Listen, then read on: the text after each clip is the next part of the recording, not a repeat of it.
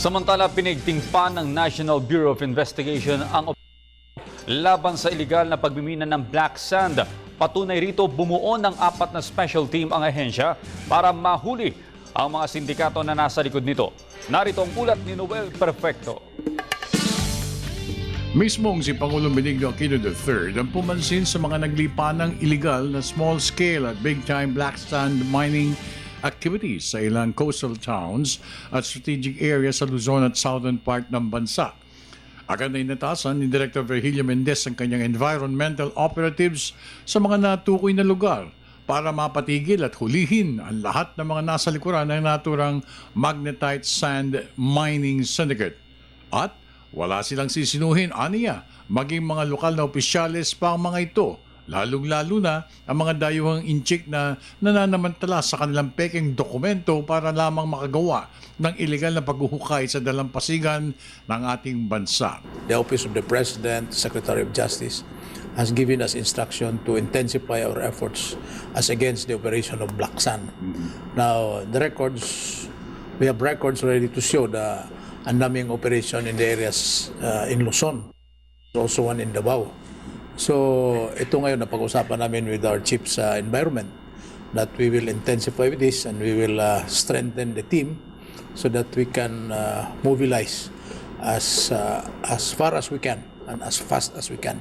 Ayon kay Director Mendez, mayroong mahigit kumulang na 12 mga dayuhang incheck ang kasalukuyan naghihimas ng reha sa Bikutan matapos na madakip ang mga ito sa isang illegal na mining activity sa Camarines Sur kamakailan.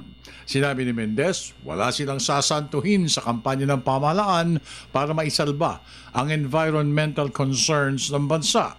Mahigit na 4 na teams ng Bureau ang kasalukuyang tumutugis sa mga naturang sindikato na nasa likuran ng naturang mining activity. Isa lang problema namin in this operation, yung pagtago ng mga ebidensya. Yung dehauling of all these mineral products, hahakutin mo yan from the area, itago mo. So it entails a lot of expenses. Now, we are closely coordinating with the MGB or DNR, and hopefully we will let these people feel the seriousness of this in its drive against this operation of against black sand.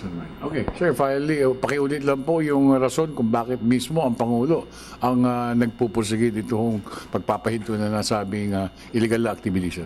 Well, it is very much noticeable and very alarming that in many places in Luzon as well as in Mindanao, this operation of black sand mining is proliferating, and these are being done by these Chinese people.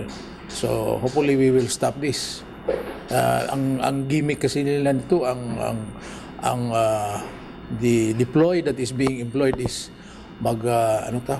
desert sila ng isang river or tapos in the pretext of doing this, black sand is being extracted, nakaready na yung mga barko ng mga foreign nationals. Para sa Telebisyon ng Bayan, ako naman si Noel Perfecto.